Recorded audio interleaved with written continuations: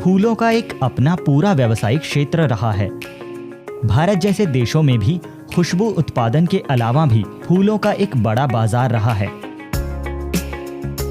हालांकि तमाम संभावनाओं के बावजूद वैश्विक फूलों की खेती में भारत का हिस्सा कुल 0.6% है, जिसके चलते हर साल 87 अरब से ज्यादा का पुष्प उत्पाद आयात किया जाता है। भारत को फूलों के व्यवसाय में आत्मनिर्भर बनाने और किसानों को फूलों की खेती का फायदा पहुंचाने के लिए अब राष्ट्रीय स्तर पर पुष्प कृषि अभियान शुरू किया गया है। हाल ही में केंद्रीय विज्ञान एवं प्रौद्योगिकी मंत्री डॉक्टर हर्षवर्धन ने CSIR फ्लोरिकल्चर मिशन को लॉन्च कर इसकी शुरुआत की। एवरीबडी वांट्स कि उसको उतनी ही मेहनत करने पे उतने ही जगह में जो उसके पास उपलब्ध है और उसकी इनकम बढ़े।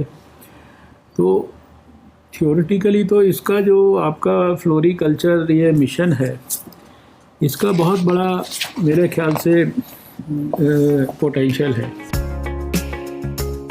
देश में वैज्ञानिक तथा औद्योगिक अनुसंधान परिषद पुष्प उत्पादन बढ़ाने की दिशा में काम करता रहा है। CSIR की हिमालय जैव संपदा प्रौद्योगिकी संस्थान जैसी प्रयोगशालाएं लगातार फूलों की नई किस्में कृषि प्रौद्योगिकियां विकसित कर रही हैं, ताकि मूल्यवान पुष्पों को भारत के विभिन्न जलवायु क्षेत्रों में उगाया जा सके।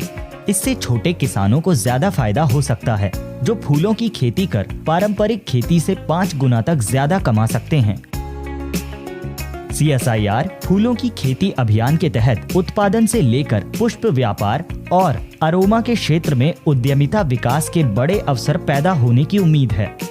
भारतीय फूलों की खेती का बाजार 2018 में 15,700 करोड़ रुपए का था, जिसके 2024 तक 47,200 करोड़ रुपए तक हो जाने का अनुमान लगाया जा रहा है।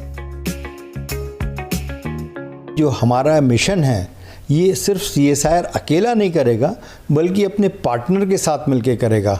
और हमारे कुछ महत्वपूर्ण पार्टनर हैं, जैसे TRIFED, APEDA, KVIC, FFDC, MSME और जो स्टेट हॉर्टिकल्चर डिपार्टमेंट हैं।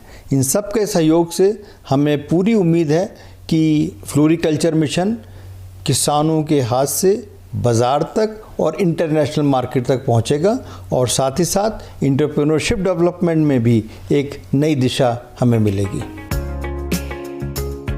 भारतीय कृषि अनुसंधान परिषद सहित कई मंत्रालयों और विभागों के सहयोग से शुरू किए गए फ्लोरिकल्चर मिशन के तहत CSIR की सभी प्रयोगशालाओं में उपलब्ध भूमि पर फूलों की खेती का मॉडल तैयार किया जाएगा और किसानों को तकनीक उपलब्ध कराकर उन्हें प्रोत्साहित किया जाएगा। इस अवसर पर CSIR सामाजिक पोर्टल की भी शुरुआत की गई। एंड्रॉइड ऐप के साथ उपलब्ध ये पोर्टल आम लोगों को सामाजिक समस्याओं का विज्ञान और तकनीक के माध्यम से हल तलाशने में मदद करेगा, ताकि एक आत्मनिर्भर राष्ट्र के निर्माण को बल मिल सके।